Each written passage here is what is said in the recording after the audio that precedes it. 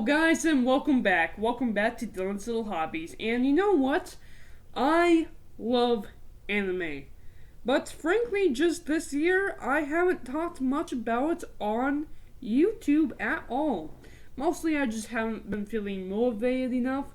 And truth be told, a lot of the anime I have been watching, while very entertaining, hasn't been making me go, oh god, wow, that's amazing, to the point of me making a video. But I do want to make videos on these different anime that I have been watching, so I thought I'd just compile a list of the animes that I've been watching this year and decided to make a video on them. So that's what this video is going to be. Thank you guys, and let's get started, shall we? And in no real order here, I am just going to be talking about some of these awesome animes that I've been watching, and actually a majority of them have hilariously been from Netflix. Kuromokuro! Kuromokuro! Now, this is a fun anime. It's kind of a mech anime. It's a mixture of mech anime along with historical stories. You know what it really reminds me of? It reminds me of Inuyasha, but in reverse. If you think about Inuyasha, when it comes to that story, it's about this girl who goes actually back in time to save the world, right?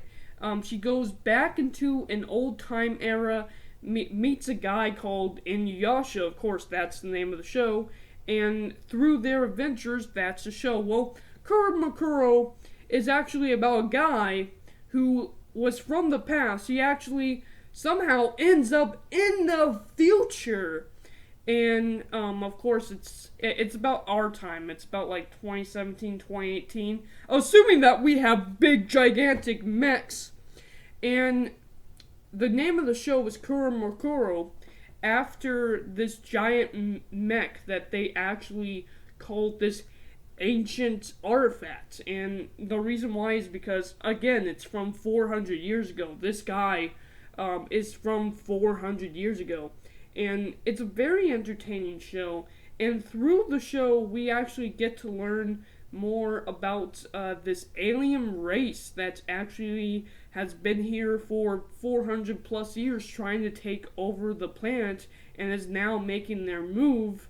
And it's up to our main characters to hopefully save the day with, again, the Kuromokuro. I liked the characters. I liked the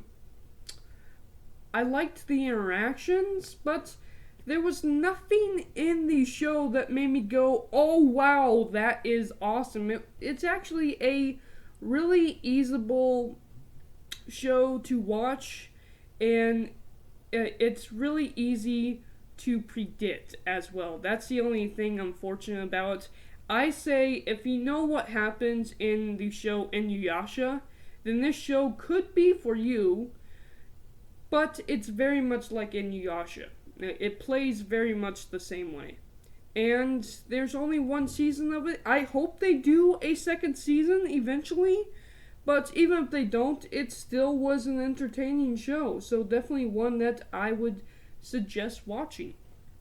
Okay, so another one that I watched was Cagesters of an Insect Cage.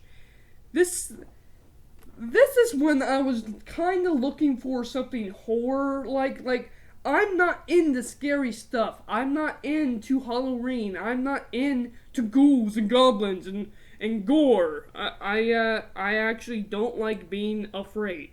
Like, that's just my thing. You know, every now and again, though, something shows up that kinda looks interesting. And Cagesters of an Insect Cage definitely looked interesting. So I gave it a shot, and it's really weird. It's about living in this time period where people turn into bugs and try to kill everybody. and the whole world is the whole story is just trying to figure out how to defeat this bug virus. Um, it's really funny because I can make jokes and references to what's happening in the real world. I mean, no, I'm not the one who was going to make jokes like that because it is really, really serious what's going on. But it's just funny that I'm watching this type of anime during a pandemic. That entertaining. I wouldn't call it amazing. Like that, there's this little girl who is apparently, and this is the big twist that I wasn't expecting. She's apparently daughter of the queen of bugs, and the bad guys want her to become the queen so that they can control the bugs, and by the end of the story, she basically decides to save the world instead. But who she is and the story behind her, that's a big part of the story. I want to give you that just to give you an idea of what the show is about, but I don't want to spoil it. Her name, as well as the characters' names, is a huge spoiler in the show, and I don't want to reveal that. So, without further ado, yes, I would highly recommend Cagester of an Insect Cage if you like horror. It was entertaining, but it was really weird. Now, Kaguri. Wow, Kakeguri is probably the only anime on this list where I went, dang, this was as much as I want to call it God tier, but it's really not. It's just, it was very much entertaining. At least the first season was very much entertaining. What is Kakeguri about? Well, it's about this girl who goes to school, and the biggest thing about this school is gambling, unfortunately. Like, and because of that, they go through this whole bunch of adventures on gambling games, and it's just so different from anything I've ever seen before. It's fun, it's entertaining, but I'd say season 2 was lacking in the creative, how to put this, the creative gameplay. Like, the very first season has a lot of interesting ways, and they tell you and explain to you how people tend to cheat on these games, and I was kind of missing that in season 2. I really did enjoy season 1 of Kakeguri, and I hope they do a season 3 of it. Okay, so the next one I want to talk about is Sidonia. So, Sidonia is about this really weird thing that's going on in it. There's these aliens that basically has destroyed the planet, and the last bit of human society has gone off and went into space. Well, here's the thing about that. After a couple years, and I mean centuries, of not seeing these monsters, they finally find them in space, and they have to protect the last bits of their home from these really weird monsters. And it's got some great characters, but the story is really predictable again. That's the only problem with Sidonia, is it's nothing that I've seen that's new from it. It's just entertaining enough to keep me watching, even though I've seen stuff like it before, and that's all I can really say. Revisions. Revisions is basically just like Sidonia in the terms of, again, it's a fun, entertaining story, enough to keep me watching, but there's nothing crazy from the genre that hasn't been done before. Like, I've seen everything that's been done in Revisions. What is Revisions about? Revisions is about time travel. So, it's this city that gets trapped into the future, and only these kids who have a connection to these mechs can save the world. That's basically what it is. And through a whole bunch of time travel trickery and understanding what these monsters really are, these monsters turn out to be actually human evolutions that have gone down this way. And the reason why they're bringing people from the past is because they need people to sustain their a life force. It's entertaining and it's interesting, but again, it's nothing new, unfortunately. Drifting Dragons. Drifting Dragons might have been my favorite anime that I watched this year. Drifting Dragons is about this group of, I kind of want to call them pirates. They're actually sailors, but they're not like sailing on the seas. They're sailing in the sky.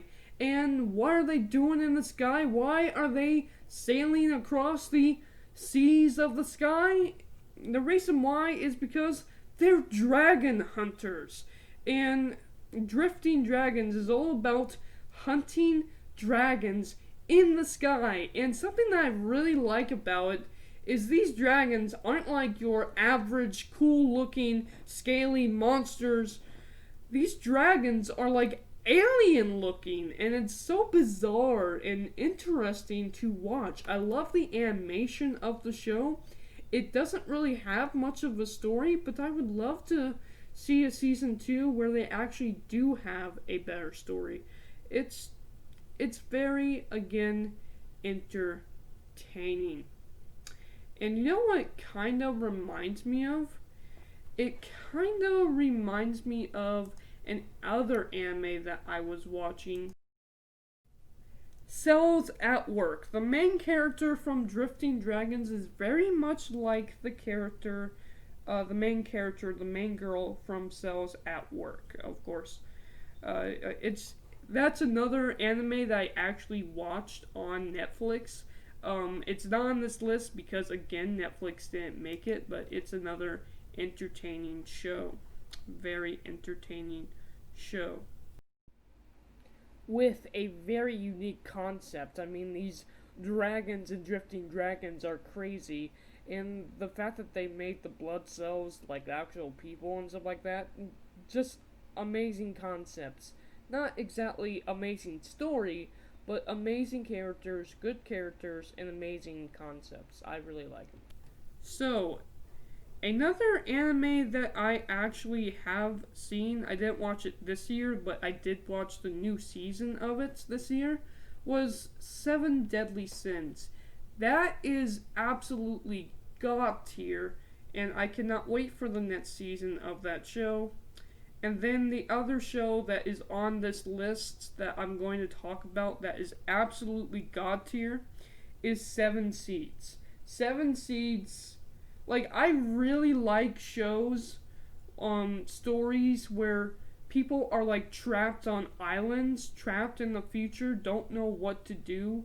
And Seven Seeds is all about these, after the apocalypse has happened, they have sent people into the future through basically carbonite, like Han, frozen carbonite.